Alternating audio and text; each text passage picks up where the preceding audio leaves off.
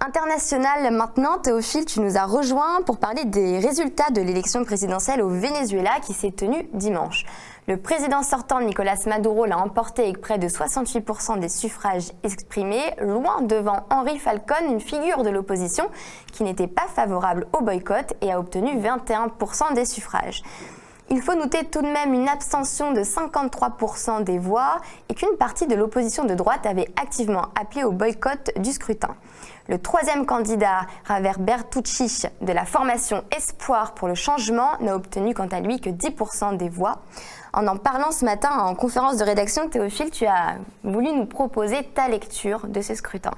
Oui Virginie, comme nous l'avons tous constaté, cette réélection de Nicolás Maduro crée une polémique à l'international. Les États-Unis, naturellement, ne la reconnaissent pas, comme il avait annoncé à l'avance, ce qui avait d'ailleurs irrité l'ancien Premier ministre espagnol Luis Rodríguez Zapatero, qui avait dit, et je le cite, « D'un point de vue démocratique, désapprouver des élections avant qu'elles n'aient lieu est une absurdité ». De toute façon, l'administration Trump promet d'ores et déjà de nouvelles sanctions économiques contre le Venezuela. Les pays du groupe de Lima, c'est-à-dire un ensemble informel de pays plutôt pro-États-Unis, comprenant à la fois le Canada, le Mexique, l'Argentine, le Brésil et la Colombie, ont décidé d'abaisser le niveau de leurs relations diplomatiques avec Caracas pour protester contre un scrutin qui serait, selon eux, non conforme aux normes internationales. On peut penser que l'Union européenne aura le même verdict et qu'elle suivra la position que Madrid dessine déjà et qu'elle ne lèvera donc pas les sanctions qu'elle a adoptées contre le Venezuela. D'un autre côté, la Bolivie, le Salvador, la Chine, la Russie ou l'Iran ont déjà adressé leurs félicitations à Maduro.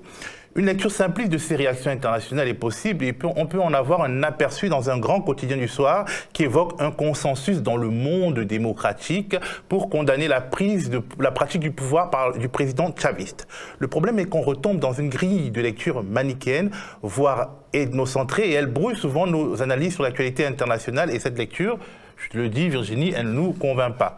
Bon, il faut préciser tout de même qu'aux médias, nous ne sommes pas pro-Maduro et nous n'avons pas vocation à devenir ses avocats. Je n'ai personnellement pas la prétention d'être un expert du Venezuela, mais il me semble important de situer cette actualité dans un espace et une temporalité plus large. On peut y voir plusieurs choses. Par exemple, une instrumentalisation de la revendication démocratique par les pays occidentaux qui peut aller jusqu'à nourrir dans les pays du Sud une sorte de cynisme désabusé vis-à-vis des processus démocratiques et de ceux qui les portent localement.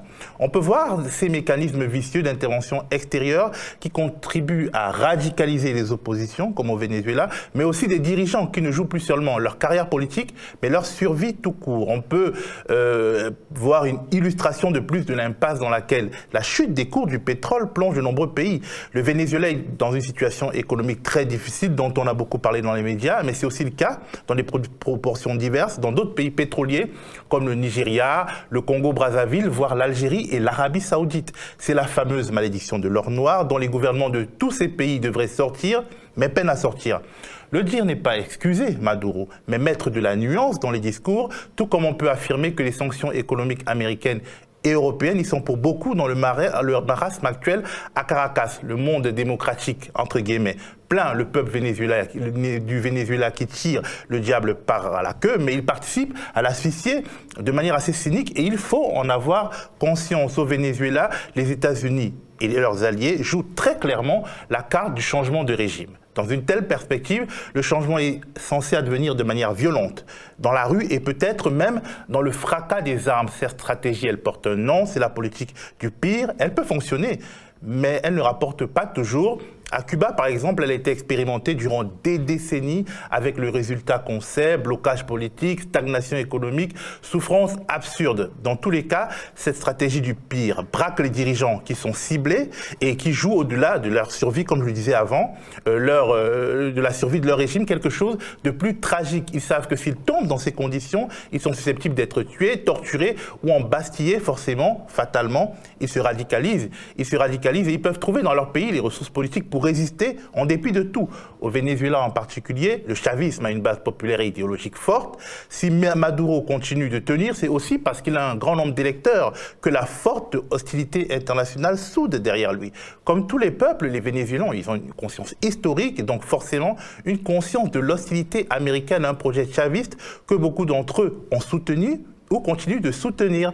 Ils ont, comme tous les peuples, soumis à des pressions de ce type, c'est-à-dire à la fois externes et internes. Ils ont une fierté nationale. Certes, ils vivent une situation économique très difficile, mais ils peuvent l'attribuer aux carences de leur gouvernement, à l'hostilité des États-Unis ou aux deux? Bref, ils ne sont pas que des estomacs prêts à dévaler dans la rue pour soutenir de manière unanime quiconque leur promettrait le pain dont ils peuvent manquer aujourd'hui.